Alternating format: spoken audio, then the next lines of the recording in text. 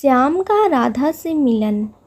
सोलापुर नाम के गांव में एक भयानक हवेली थी जिसके बारे में तरह तरह की अफवाहें फैली थी। हर किसी का मानना था कि उस हवेली में चुड़ैल का साया है। काफ़ी बार गांव वालों को वहां पर एक चुड़ैल के होने का एहसास भी हुआ था। एक दिन की बात है, गांव के सभी लोग गांव के चौराहे पर बैठकर हवेली के बारे में बातें कर रहे थे। एक गांव वाला कहता है, अरे भैया, हवेली में भूतों का साया है। मैं खुद फूलों को पेड़ों से उड़कर हवेली में जाते देखा है। तभी दूसरा गांव वाला कहता है, अरे नहीं भैया, वहाँ पर भूत का नहीं, चुड़ैलों का साया है। मैंने तो पायल की आवाज़ सुनी है।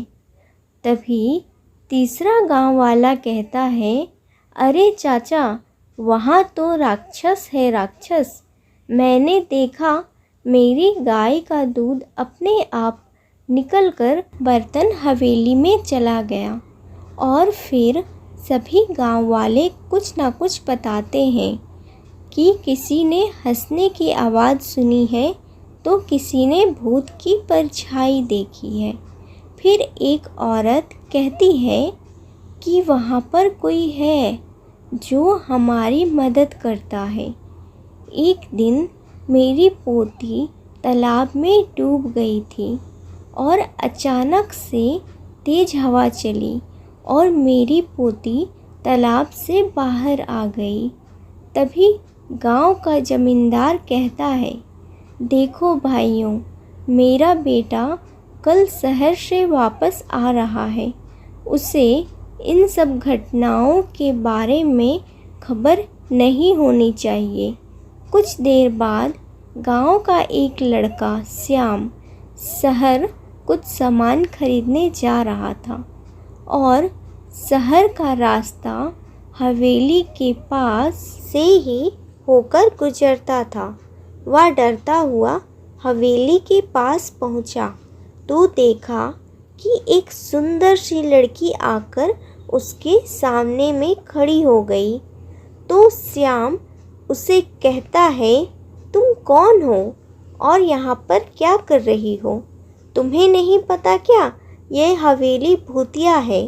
तुम्हारा यहाँ रहना खतरे से खाली नहीं। तो लड़की कहती है, मेरा नाम राधा है। मैं तो यहीं रहती हूँ और हमेशा यहाँ से आती जाती रहती हूँ। हमने तो कभी भूत नहीं देखा। तो श्याम कहता है, अच्छा, यह तो भूतिया हवेली है और लोग कहते हैं कि यहाँ पर भयंकर चुड़ैल रहती है। राधा की बात सुनकर श्याम मन ही मन डरने लगा।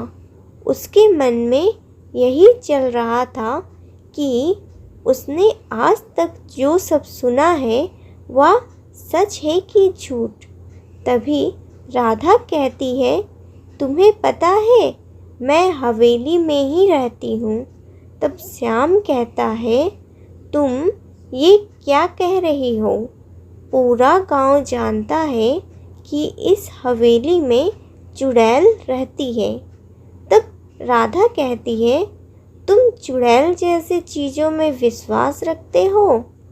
तो श्याम मन ही मन सोचता है, मैं फालतू में ही इतना सोच रहा हूँ। यह लड़की होकर भी नहीं डरती है। भूत चुड़ैल कुछ नहीं होते। ये सब मेरे मन का वहम है। तभी राधा कहती है, चलो मैं तुम्हें बाकी लोगों से मिलाती हूँ। तुम्हारे मन का डर खत्म हो जाएगा। और फिर श्याम राधा के पीछे पीछे जाने लगा। तभी अचानक उसे जोर का धक्का लगा और वह हवेली की पहाड़ी से नीचे गिर गया। किसने उसे धक्का मारा और क्या श्याम जिंदा बच पाएगा? आगे की कहानी जानने के लिए देखें पार्ट 2।